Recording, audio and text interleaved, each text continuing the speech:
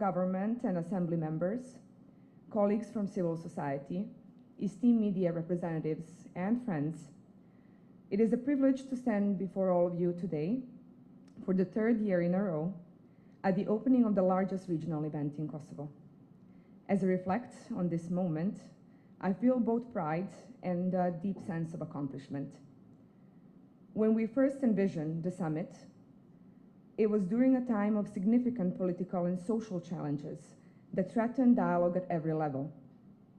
Regrettably, those challenges have only intensified over the past 3 years. And yet, here we are, resisting, growing, and prevailing.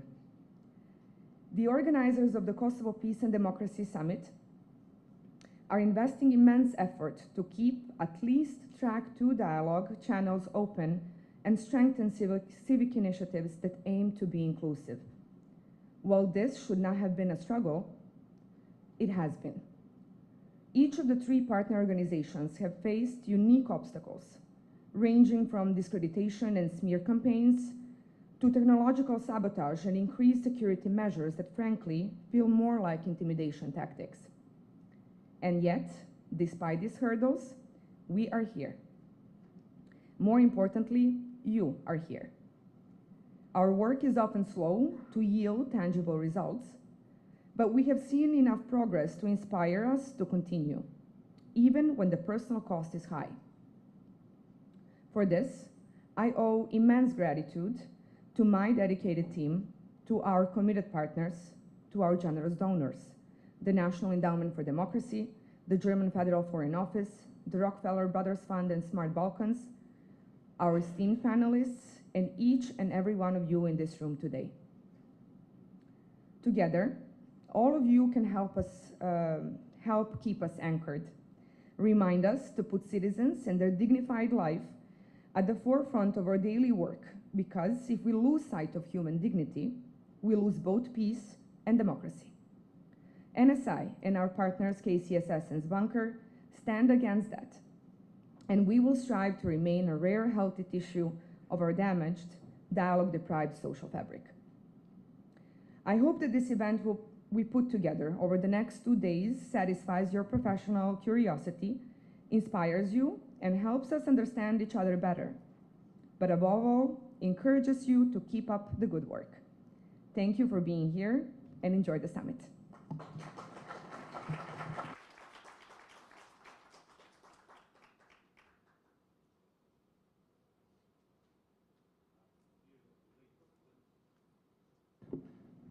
Dear ladies and gentlemen, dear ambassadors, dear institutional representatives, colleagues from civil society, from supporters of this event. KCSS is delighted to be one of the co-organizers of Kosovo Peace and Democracy Summit, now for the 3rd time on the road.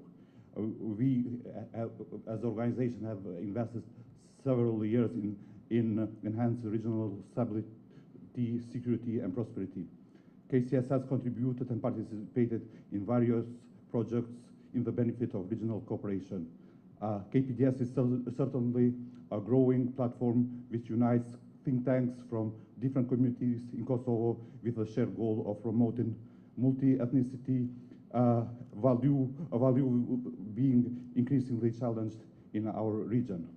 This is a genius platform of what I would call a second-track diplomacy, because it provides alternative space for intellectuals from Kosovo and the region to contribute with their perspectives and how to further enhance trust between communities. When speaking of disputes, KCSS promotes actively normalization of a relation between Kosovo and Serbia, and undoubtedly the agreement that has been reached in the Brussels and its annex in Ohrid manifests an acceptable document that we commend the instances of Kosovo government in its full implementation, and if possible, in its signatures. The existing dialogue process should be framed on the basis of balanced implementation of the agreement. While we remain critical of the steps of Kosovo government when it comes to the participation in dialogue. We also have been deeply disappointed with a letter of former Prime Minister of Serbia formally withdrew from dialogue, which later was claimed that this letter has been withdrawn. We hope that the process of normalization will go on track quickly, and we hope that we as a civil society will be able to provide contribution that this process of normalization get on track as soon as possible.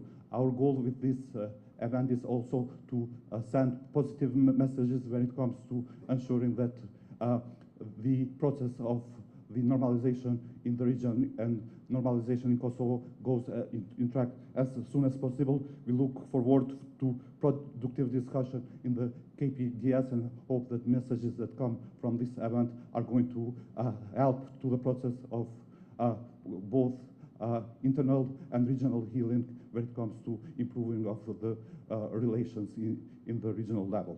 Thank you very much, and we hope that you will enjoy the event.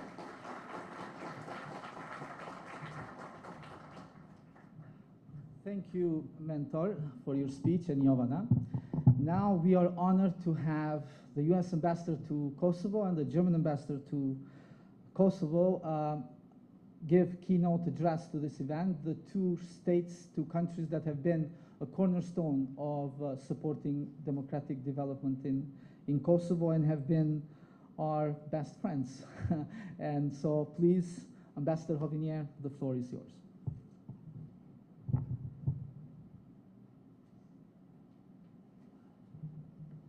Good morning, everyone.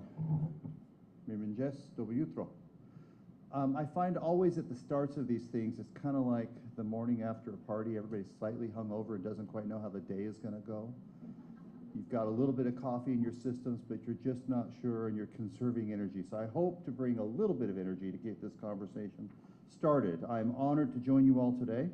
My colleague, Ambassador Rode, all of you.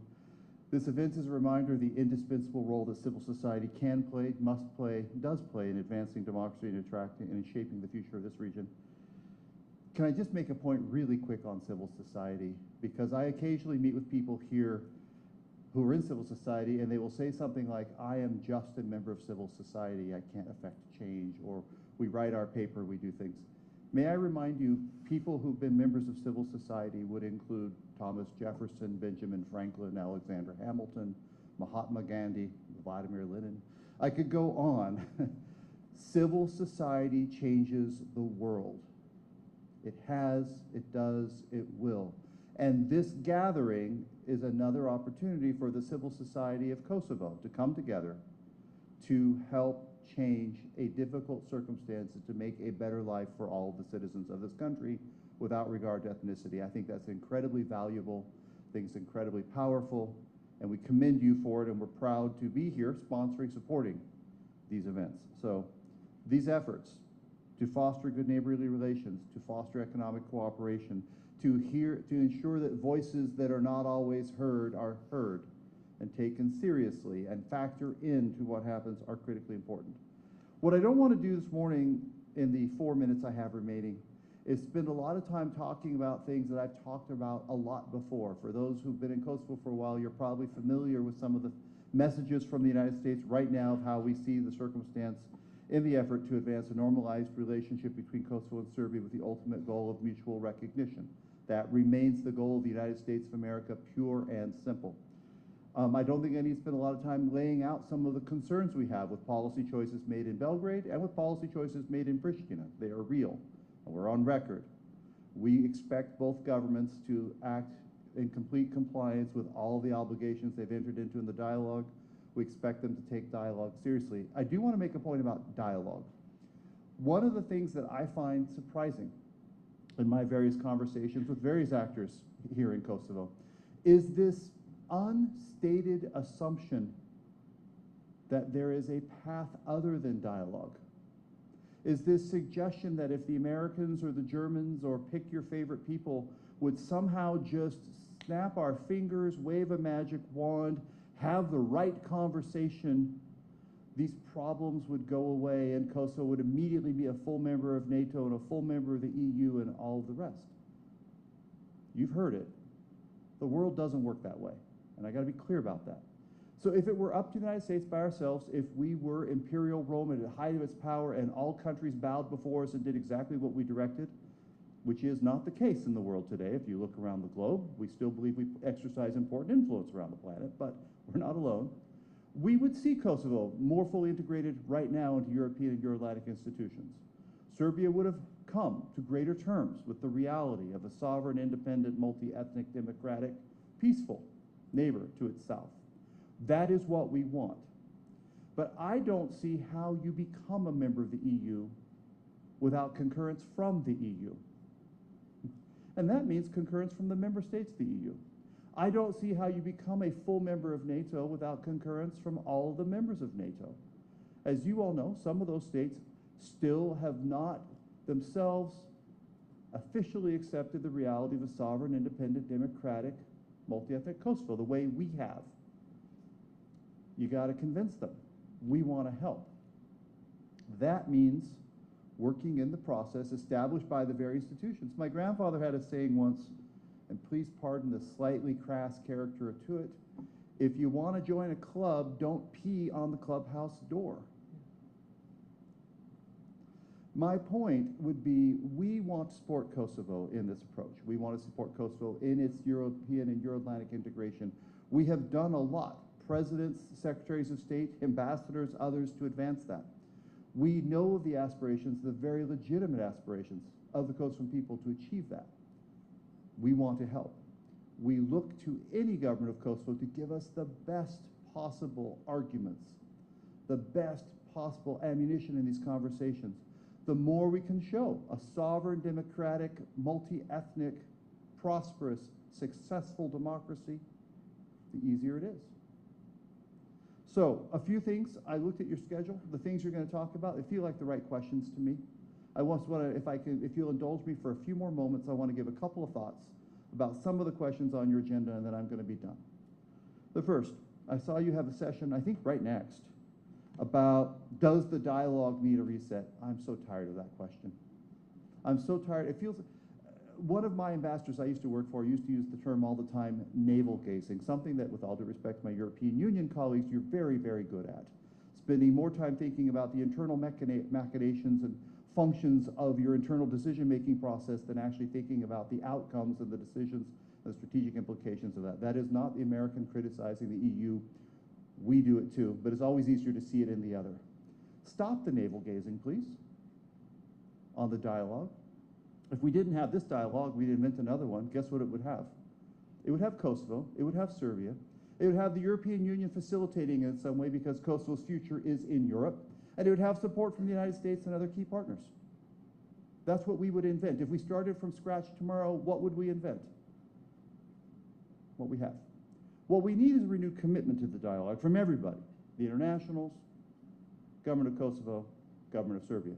What we need is an end to some of this entering into decisions without intentions to implement them. What we need is a seriousness and a purpose to this dialogue.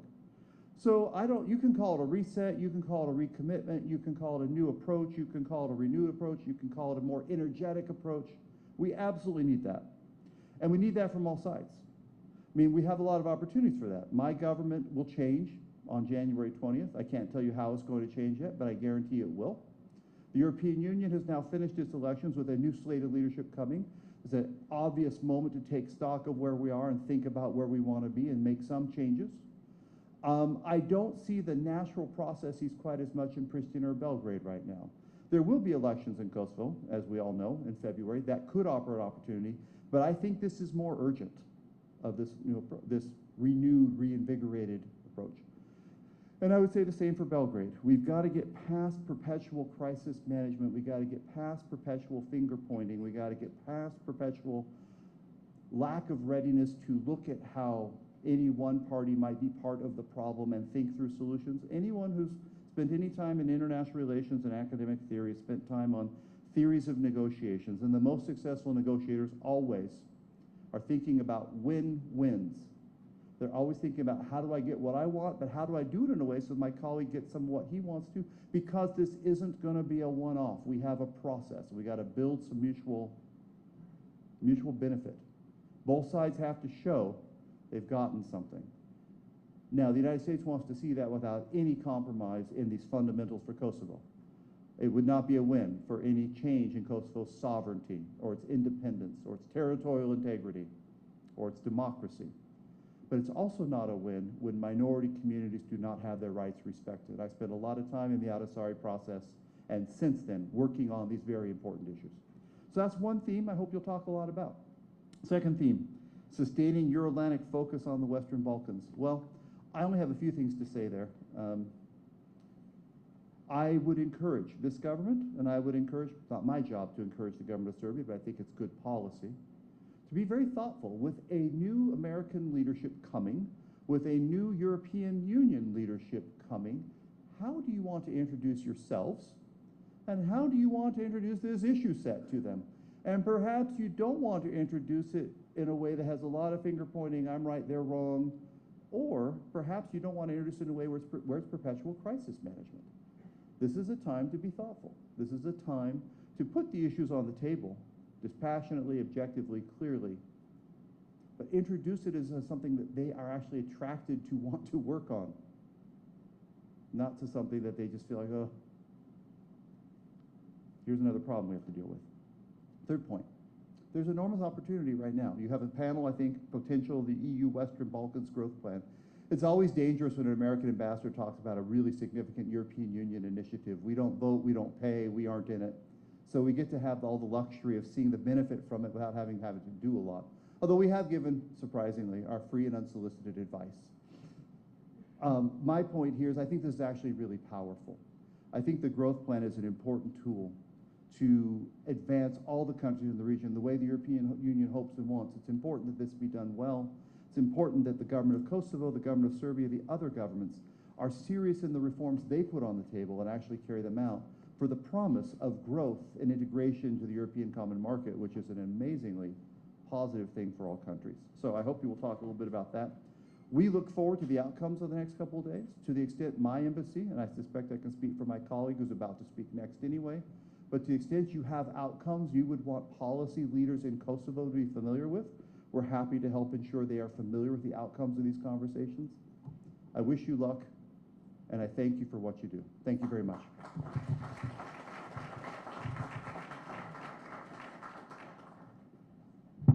Thank you for a speech I think we all needed to hear, or at least I needed to hear, and giving us that energy in the morning as you promised. Next, I want to invite also a dear friend of KPDS and civil society in Kosovo and the region, German Ambassador to Kosovo, Mr. Rode.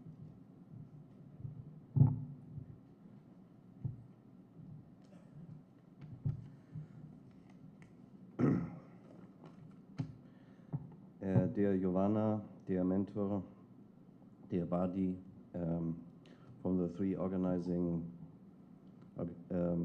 NGOs, you know, I'm standing here and we support you because we want you to keep up the good work.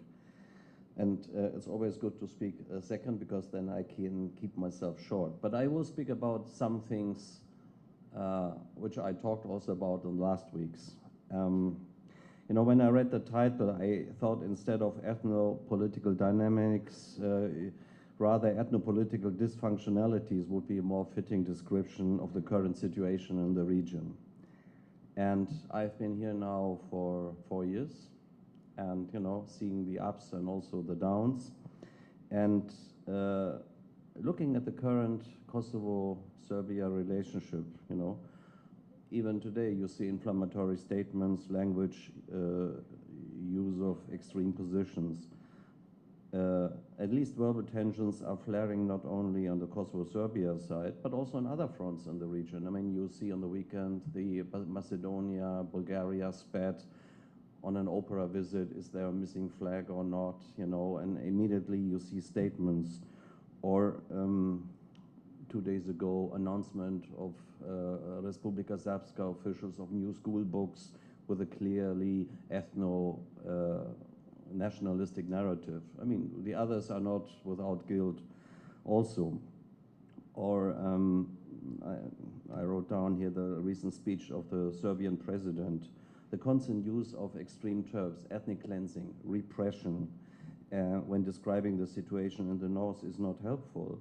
Nor, in the summer, the banning of an NGO initiative, which has been successful, done for 2 years, the Meridita Dobar Dan Festival, for the first time banned to be held in Serbia. I see similar terms when Kosovo politicians describe the situation sometimes in the Preševo Valley. I mean, clearly there are things going on which are not helpful. Or, I see identity politics. Do you have to name streets in Banska on the day of the anniversary after the killed police officer? I'm not so sure. Yesterday, I attended with a lot of my fellow colleagues the commemorative events of the killed KP officer. This was really a watershed moment because you saw pure violence exhibited by malign actors. And as a result, we as friends of Kosovo, NATO has beefed up its security. And the good story here is that we see the possibility of malign actors to do harmful things violently considerably reduced. And I would echo what Jeff has said. The biggest obstacle to normalization of relations is the total absence of political will at the moment to normalize relations. To put it, Serbia is basically defending the status quo and Kosovo wants to change it. And I would say rightfully so. Also Jeff has exposed it. We want a sovereign Kosovo and we want to achieve that Kosovo is a rightful member in all the organizations which are always mentioned, whether it's NATO, EU, or, the Council of Europe. Anyways, after 4 years, enough with pessimistic comments. I still think you use the right term, dynamic, because change is possible and we need to remain engaged. Staying put or containment is not an alternative, especially given Russia's also destructive behavior in this region. And what we need is integration, reconciliation, and compromise. And the road to achieve that is on the table. As Jeff said, there is no alternative to dialogue. When you have actors, you need to engage. And it's called, the Brussels Ohrid agreements. We need to re-engage urgently. There's this new team in Brussels to take up the enlargement chapter. And I say it again and again, Kosovo needs to be active on this ASMM issue because it's a clear path to integrate also the Kosovo Serb minority and also to show that Kosovo shows with this that for them this agreement is alive. Otherwise, the EU road remains elusive for both Kosovo and Serbia. You cannot convince members if you cannot achieve the minimum. And I'd like to say, if Kosovo or if the EU doesn't enlarge to the Western Balkans, the people of the Western Balkans will continue to move to the EU. They vote with their feet. And if I see our visa numbers, they are as high as in the last years, and that is not good for the region, and this goes for all Western Balkan countries. And we have great options at the moment on the table. We have the growth facility, I think close to 900 million for Kosovo, Serbia, several billions, other countries too. We have the Berlin process, as you have seen also publicly. My Western Balkan envoy is heavily engaged to reach a compromise before the summit on the 14th of October. We can block more or less a dozen agreements which are blocked since some years. And for me, the Council of Europe membership remains on the table. And this is especially important also, for minority rights and questions.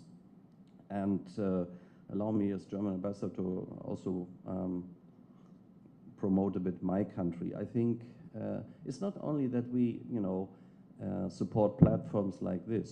We remain engaged. We want Kosovo, we want the region to succeed, to integrate fully into Europe. We are going, I would say, the extra mile.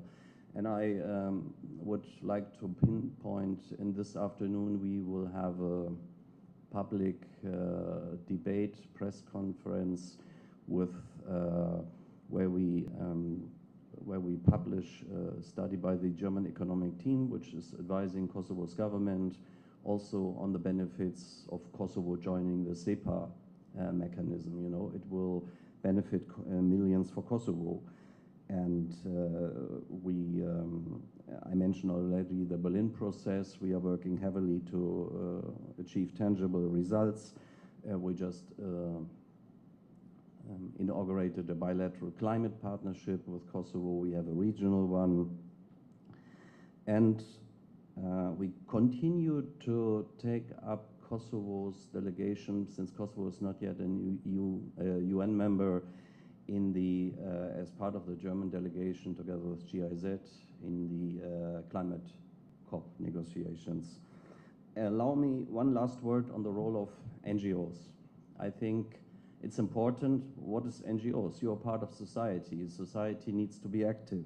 There's an accommodation by the majority for the minority, but also vice versa. So my message also to, I would say, and specifically to all NGOs, but also to my minority NGOs, Kosovo is here to stay, and my message is integrate, integrate, integrate. We want, of course, parallel structures. You don't have Serbian or Kosovo post offices in Macedonia or Northern Macedonia or Serbia. And but the way forward is, as I said, again laid out in the Ohrid agreements. You do it in a way which is political, palpable to all sides. But boycotts, as done by official representatives of minority, is not the way forward. Kosovo government has reached out. Resigning from institutions. Was a mistake, is a mistake, and should not be repeated. And at the end, a simple sentence, language is a tool. Learn the languages of the minority and vice versa. The biggest language in the region is Serbo-Croat, but in this country, Albanian is the majority language. So you need also to accommodate the majority. And I think these are concrete tools. I grew up in Switzerland, where everybody speaks 3 or 4 languages, because there is accommodation. And we need to continue on this road. Last word, yesterday you saw this trust index published on the relationship between minority and majority. And one of the points was also integration, by the minority into Kosovo society, historic narratives, school books. And I want to close with, again, the word keep up the good work, and I wish you fruitful discussions, and I can support, or I can confirm, like the United States, whoever governs in Germany will stay on Kosovo's side. We will also stay engaged in the region, that rather sooner than later you will become full members of the Euro-Atlantic institutions. Thank you.